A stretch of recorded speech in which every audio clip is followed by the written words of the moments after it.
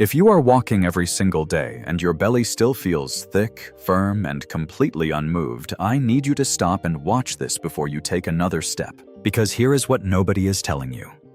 After 50, walking the same way you did in your 30s and 40s does not produce the same results. Your body has changed, your hormones have changed, and the belly fat you are carrying right now, that deep, stubborn fat sitting around your midsection, it does not respond to steps. It responds to signals. And if you are sending the wrong signals, you could be walking an hour a day and actually telling your body to hold on to that fat even tighter. Today, I am going to walk you through 5 simple upgrades that change everything. And I promise you, number 4 is the one that most people over 50 are getting completely wrong. It is quiet, it seems harmless, and it is canceling out almost everything else you are doing. Stay with me. This one is worth your full attention. Why belly fat after 50 is different. Let's start with the truth that most doctors do not spend enough time explaining. The fat sitting deep in your belly, the kind that makes your midsection feel hard rather than soft, that is called visceral fat. And it is not the same as the fat you can pinch on your arms or your thighs. Visceral fat wraps itself around your internal organs, your heart, your liver, your kidneys, your pancreas. It is inflammatory, it is active, and it is genuinely dangerous. Now here is where most people go wrong. They assume belly fat is a calorie problem. Eat less, move more, done. But visceral fat does not work that way. It is controlled almost entirely by hormones, specifically insulin, cortisol, and inflammation levels in the body. Think of insulin like a lock on a storage vault. When insulin is high, that vault stays shut. Your body cannot access the fat stored inside. It does not matter how many steps you take. If insulin is elevated, the fat is protected. And here is what makes this especially important for people over 50. As we age, our bodies naturally become more insulin resistant. Our cortisol patterns shift. Our muscle mass declines. All 3 of those changes make visceral fat harder to lose and easier to gain. There is actually a term for people who look slim on the outside but carry dangerous levels of visceral fat on the inside. They are called TOFIs. Thin outside, fat inside. And it is far more common than most people realize. So, before we talk about walking, I want you to ask yourself honestly, do any of these sound familiar? Your belly feels firm, not soft, even when you relax. You hit a wall of exhaustion in the afternoon almost every day. Your waist measurement keeps creeping up even though you feel like you are doing everything right. Your doctor has mentioned your triglycerides are on the high side. If 2 or more of those hit home, your walking routine is not targeting the real problem. But these 5 upgrades will. The 5 walking upgrades. Upgrade 1. The morning walk before breakfast. The first upgrade is simple but powerful. Walk in the morning before you eat your first meal. Here is why this works so well, especially after 50. Overnight, while you sleep, your insulin levels gradually drop. By the time you wake up, they are at their lowest point of the entire day. That means your body is already primed and ready to burn stored fat for fuel. If you go for a walk right in that window, before you eat anything and before insulin rises again, you are stepping directly into a fat-burning state. But there is a second benefit that most people overlook entirely: morning sunlight. When natural light hits your eyes and your skin in the early hours of the day, it helps regulate your cortisol rhythm. Now, cortisol gets a bad reputation, but in the morning, a healthy cortisol rise is completely normal and actually helpful.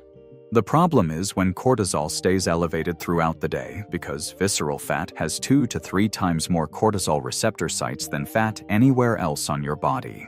That is why chronic stress tends to show up directly in the belly. Getting outside in the morning light helps bring that cortisol curve back into a healthy rhythm. It works with your biology, not against it. Here is how to do it. Wake up, drink a full glass of water, step outside, and walk for 20 to 30 minutes at a comfortable, easy pace. No sunglasses if you can help it. You want that natural light reaching your eyes, and keep it relaxed. This is not a power walk. You are not trying to push hard. You are simply opening the fat-burning window that your body has already prepared for you overnight. Upgrade 2. The after-meal walk. The second upgrade is one of the most underrated tools in metabolic health, and it takes almost no extra time. Walk for 10 to 30 minutes after your biggest meal of the day. Here is the science behind it in plain language. When you eat, especially a meal with carbohydrates, your body converts that food into glucose and releases it into your bloodstream. Your blood sugar rises. In response, your pancreas releases insulin to clear that glucose out of the blood and move it into your cells. The higher that blood sugar spike, the more insulin your body has to produce. And the more insulin is circulating, the more your body is in fat storage mode rather than fat burning mode. Now here is the good news. A short walk immediately after eating can reduce that blood sugar spike by 30% or more. Your muscles act like a sponge, absorbing glucose directly without needing as much insulin to do the job. Less insulin means less fat storage. It really is that direct.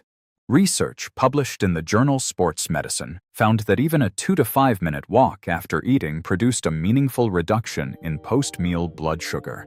You do not need to walk for an hour. You just need to move. For people over 50, this upgrade is especially valuable because insulin sensitivity naturally declines with age. Every meal is an opportunity to either spike insulin or blunt it. A short walk after eating is one of the most effective ways to blunt it. Execution tip: do not wait 30 minutes after eating to start. Go as soon as you finish your last bite. The sooner you move, the more you reduce that glucose response. Upgrade 3. Walking at the right intensity. This one surprises a lot of people because most of us were taught that harder means better. But when it comes to burning visceral fat, that is not true. There is a specific intensity zone called Zone 2. It sits right in the middle between a casual stroll and a brisk, breathless pace. And it is the sweet spot for fat burning, especially for people over 50. Here is why.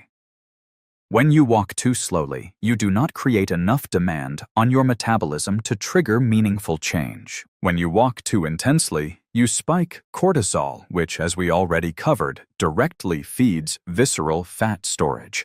Zone 2 avoids both of those problems. In Zone 2, your body preferentially burns fat for fuel. It also builds something called mitochondrial density, which is essentially the number and efficiency of the tiny energy factories inside your cells. More mitochondria means a faster, more flexible metabolism. And visceral fat absolutely hates metabolic flexibility. Research published in the Journal of Physiology confirmed that sustained aerobic training in this moderate intensity range significantly improves the body's ability to switch between burning sugar and burning fat. That flexibility is exactly what breaks the visceral fat cycle. How do you know if you are in Zone 2? Use the talk test. You should be able to hold a conversation, but you should feel slightly breathless doing it. If you can sing comfortably, pick up the pace a little. If you cannot speak in full sentences, slow down. That middle ground is exactly where you want to be. Upgrade 4. Stop eating between meals. Here it is, the upgrade that is quietly canceling out everything else for most people over 50. Stop snacking between meals. I know that goes against a lot of advice you may have heard over the years. Eat small meals throughout the day. Keep your metabolism going. Graze to avoid overeating. But here is the problem with all of that when it comes to visceral fat specifically.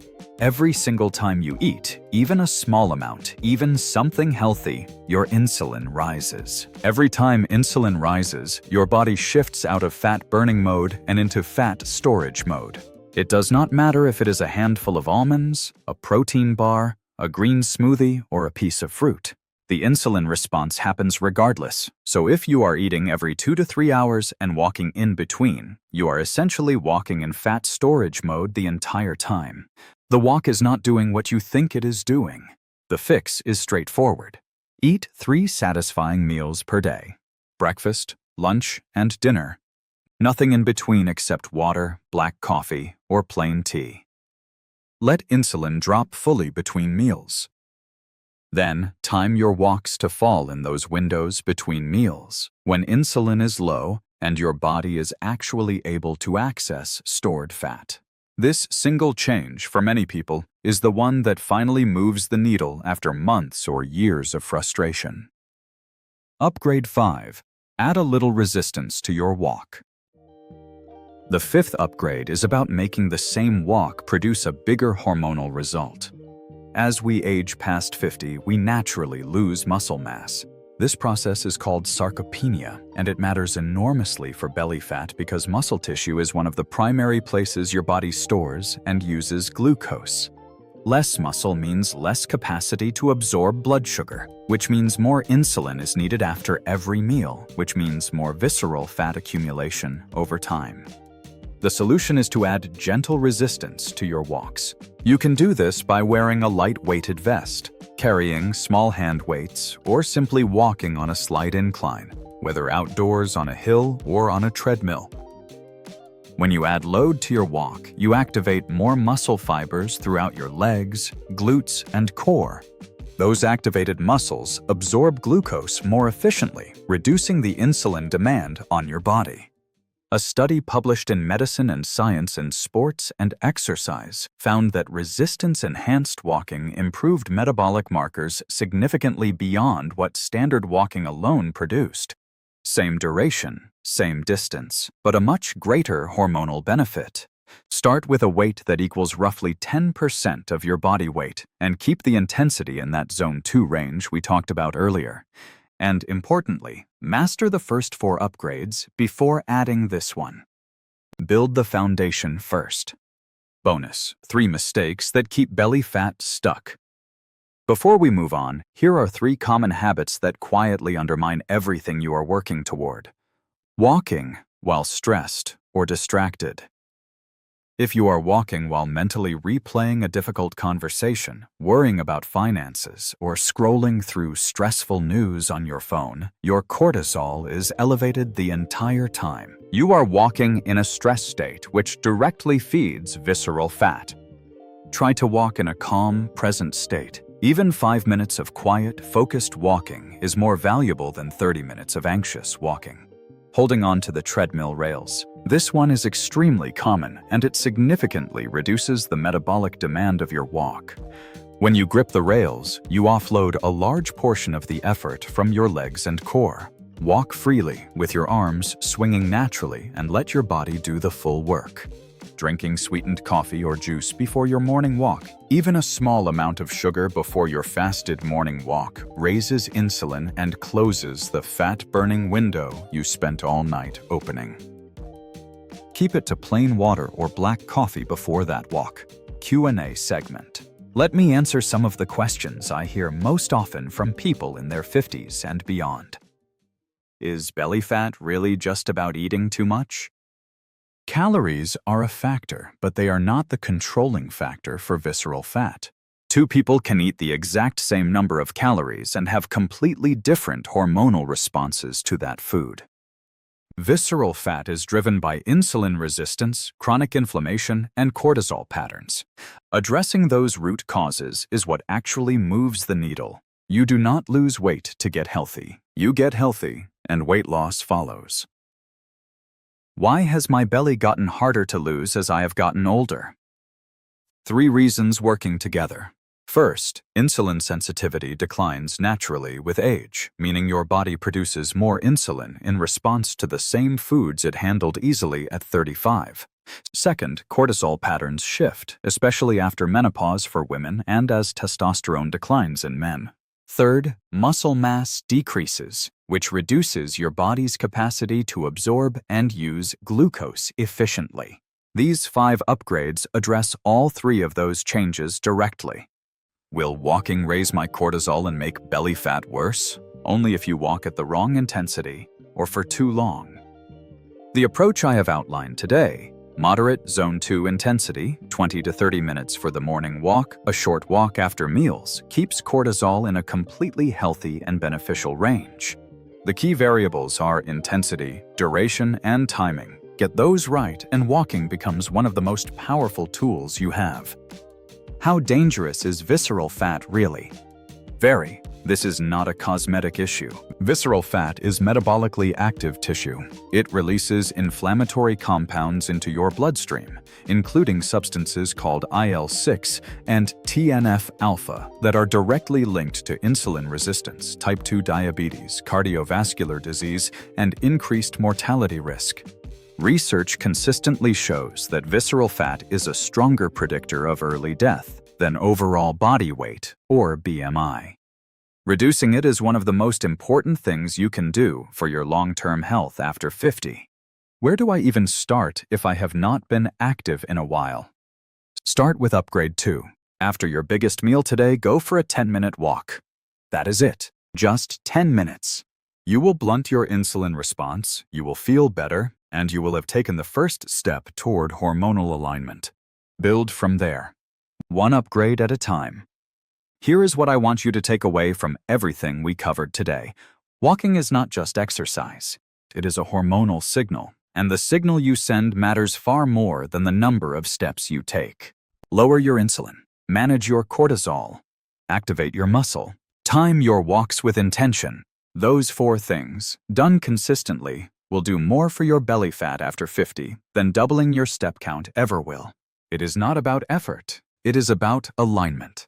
If this video gave you something useful today, something you are going to actually try, I would love for you to give it a like.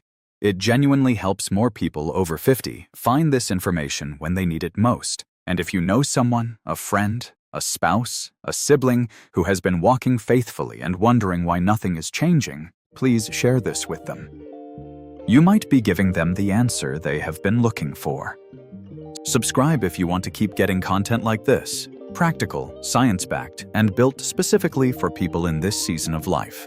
I will see you in the next one.